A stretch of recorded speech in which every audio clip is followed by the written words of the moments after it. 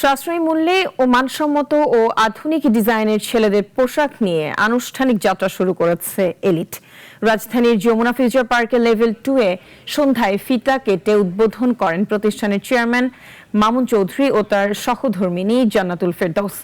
Fashion house elite জানায়, সর্বনিম্ন দামে ভালো মানের পণ্য ক্রেতাদের কাছে পৌঁছে দেওয়ায় তাদের লক্ষ্য।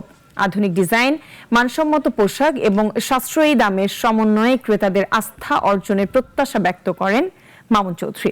এ সময় উপস্থিত ছিলেন বিশিষ্ট ব্যক্তিবর্গ ও আমন্ত্রিত অতিথিরা।